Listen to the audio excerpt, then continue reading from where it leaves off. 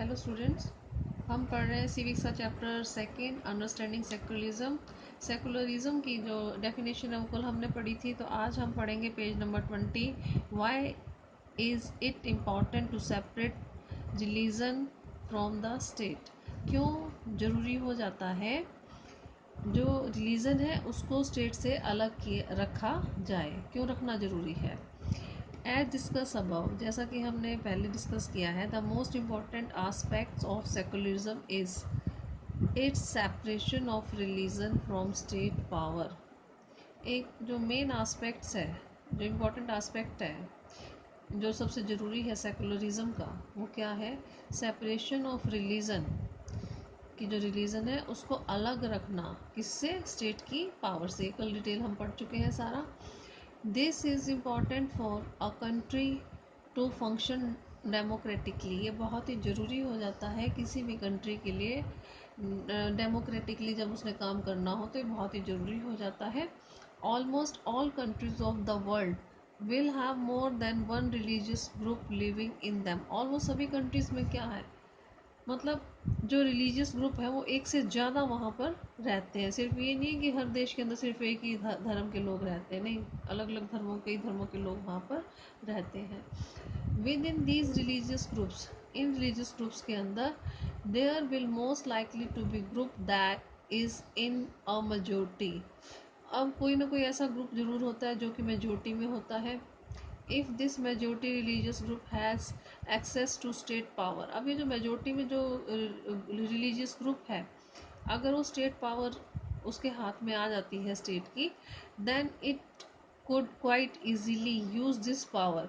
तो अब उसके लिए बहुत ही आसान हो जाता है कि वो इस पावर को वो यूज़ करे एंड फाइनेंशियल रिसोर्सेज, और इन फाइनेंशियल रिसोर्सेज को यूज़ करेगा to discriminate against and persecute person of other religion. किस चीज़ के लिए वो यूज़ करेगा इस फाइनेंशियल रिसोर्स को, इस पावर को, कि डिस्क्रिमिनेट कर सके, भेदभाव कर सके, और जो है सता सके, तंग कर सके उन लोगों को जो दूसरे ग्रुप्स के हैं। जो मेजोरिटी में ग्रुप आएगा उसके पावर आ जाएगी और पैसा आ जाएगा, फाइनेंशियली स्ट्रॉन्ग हो जाएगा पावर आने के बाद, तो क्या करेगा? जो माइनॉरिटी ग्रुप्स हैं, रिलीजियस ग्रुप, उनको वो तंग करेगा, उनके साथ भेदभाव करेगा। ठीक है।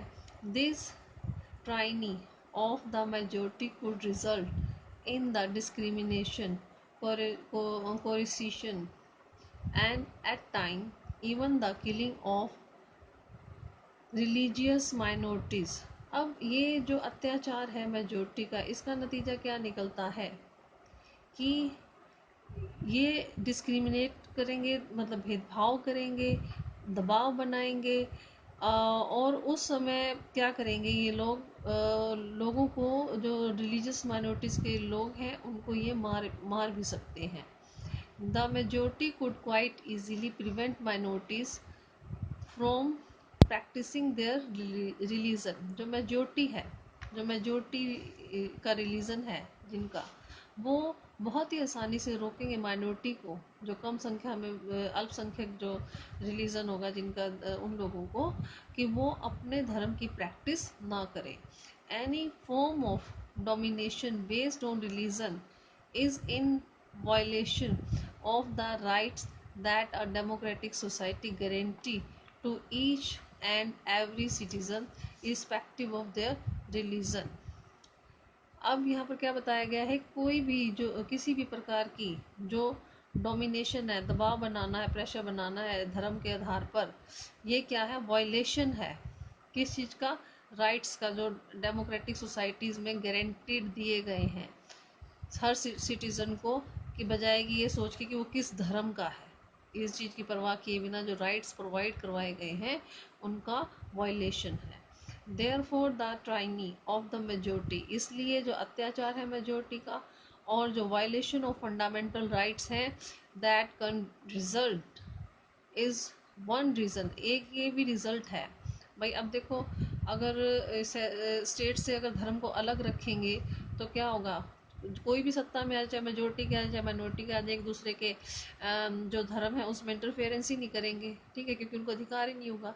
लेकिन अगर ये इंटरफेरेंस करेंगे तो जो मेजोरिटी में आएगा वो क्या करेगा? जैसे अब हमने पढ़ा था कि अरब कंट्रीज़ के अंदर क्या आता है, वहाँ पे इस्लाम है, तो वो क्या करते हैं, सिर्फ इस्लाम को ही फॉलो करने के लिए इजाज़त देते हैं, बाकी धर्मों के लोगों को कहते हैं कि खुले में पब्लिकली आप इसको फॉलो नहीं कर सकते, प्रेयर्स नहीं कर सकते, ठीक है। तो अब यहाँ पर अगर यही बात समझाने की कोशिश की गई है कि अगर ये सपोर्ट करेगा स्टेट किसी भी धर्म को, तो इससे ये स्थिति आएगी, ठीक है। तो अगर इससे क्या होगा, इसलिए मेजोरिटी के जो अत्याचार है और जो वायलेशन ऑफ फंडामेंटल राइट, जो फंडामेंटल राइट है उनका जो वायलेशन है, that can result is one reason, ये भी एक रीज़न है why it is important to separate the state and religion in democratic societies, कि डेमोक्रेटिक सोसाइटीज़ में जो धर्म है और इसको स्टेट को दोनों को क्यों अलग रखा जाए, यही एक कंडीशन है, ये भी एक ज़रूरी बात है यहाँ पर बताई गई है जो आपको, कि क्यों, एक रीज़न ये है क्यों अलग रखा जाता है। सेकंड रीज़न यहाँ सेकंड पैराग्राफ के अंदर बताया गया आपको, another reason that it is important to separate religion from the state in democratic society is because, एक दूसरा रीज़न क्या बताया गया है कि सेपरेट करना धर्म को क्यों ज़रूरी है स्टेट से डेमोक्रेटिक सोसाइटी के अंदर, इज़ बिकॉज क्योंकि we also need to protect the freedom of individuals to exist from the religion, कि हमें इस फ्रीडम को भी प्रोटेक्ट करना होगा लोगों की, कि वो कभी भी किसी भी धर्म से एग्जिट कर सकते हैं, छोड़ सकते हैं किसी भी धर्म को, एम्ब्रेस अनदर रिलीजन, किसी भी दूसरे धर्म को वो मान सकते हैं, और have the freedom to interpret religious teaching, और जो धार्मिक टीचिंग्स वगैरह हैं वो उनको इंटरप्रेट कर सकते हैं अलग तरीके से, ठीक है। To understand this point better, इस पॉइंट को अलग तरीके से समझने के लिए, let us take the practice of untouchability. Untouchability क्या है, ऊंची जाते नीची जाते में जो भेदभाव होता था पुराने समय में, उसे अनटचेबिलिटी कहा गया है। हिंदू धर्म में बहुत ज़्यादा थी पहले अनटचेबिलिटी, लेकिन अब नहीं है, अब इलीगल है अनटचेबिलिटी वाला, जो अनटचेबिलिटी को इलीगल कर दिया गया है। तो अब यहाँ पे जो प्रैक्टिस थी अनटचेबिलिटी को, उसको ही एक एग्जांपल के तौर पर लेते हैं यहाँ पर, you might feel that you dislike this practice. अब तुम्हें ऐसा लगता है कि ये जो प्रैक्टिस है अनटचेबिलिटी की, ऊंच नीच के भेदभाव की, तो ये तुम्हें पसंद नहीं है विद इन हिंदुज़म, जो कि हिंदुज़म के अंदर थी या है, एंड देयर फॉर, इसलिए you want to try and reform it, तुम कोशिश करते हो, कि कोशिश करना चाहते हो कि इसमें सुधार हो, रिफॉर्म इट, इसको बदलना चाहते हो। How ever if state power were in the hand of those Hindus, अगर जो स्टेट की पावर है उन लोगों के हाथ में जो हिंदूज हैं और जो कि सपोर्ट करते हैं अनटचेबिलिटी को, स्टेट की पावर मतलब कि जो सत्ता है किसके हाथ में, हिंदू, उन हिंदू लोगों के हाथ में हो जो अनटचेबिलिटी को सपोर्ट करते हैं, then do you think that you would have an easy task to try and change this, तो क्या तुम सोच सकते हो कि क्या तुम्हारे लिए ये इसको बदलना, अनटचेबिलिटी को बदलना या इसमें सुधार करना, क्या तुम्हारे लिए कोई आसान काम होगा? Even if you were the part of dominant religious group, हालांकि तुम ये जो डोमिनेंट रिलीजियस ग्रुप है उसका हिस्सा हो, you might face a lot of resistance from fellow members of your communities, तुम फिर भी बहुत ज़्यादा विरोध का सामना करोगे, जो तुम्हारे साथी मेंबर्स होंगे तुम्हारी कम्युनिटीज़ के, वो तुम्हारा बहुत ही ज़्यादा विरोध करेंगे, क्यों? क्योंकि वो अनटचेबिलिटी के सपोर्टर्स हैं, ठीक है।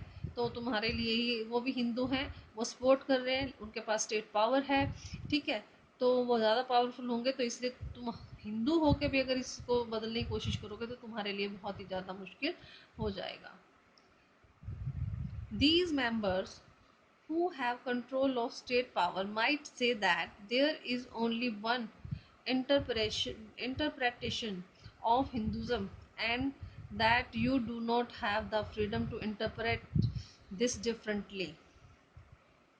ये जो मेंबर्स हैं जिनके पास स्टेट की जो पावर जिन्होंने कंट्रोल की हुई है, ये कहेंगे कि there is only one interpretation, यहाँ पर सिर्फ एक ही, मतलब कि जैसे धर्म है, हिंदुज़म है, वो एक ही प्रकार का होगा और तुम इसको अलग तरीके से कुछ भी इसके अंदर इंटरप्रेट नहीं करोगे, कुछ भी काम नहीं करोगे, तो ऐसा करके वो आपका विरोध करेंगे। तो कहने का मतलब ये है कि जो स्टेट है, जो देश है, उसे धर्म से अलग रखने के यहाँ पर दो रीज़न बताए हैं। एक तो मेजोरिटी कि मेजोरिटी जो है वो अत्याचार ना कर सके, और दूसरा क्या है, जो फंडामेंटल राइट्स हैं उनका वायलेशन ना हो। ठीक है, तो आज इतना ही करेंगे। अगर यहाँ तक किसी की प्रॉब्लम हो तो मुझसे डिस्कस कर लेना। Thank you.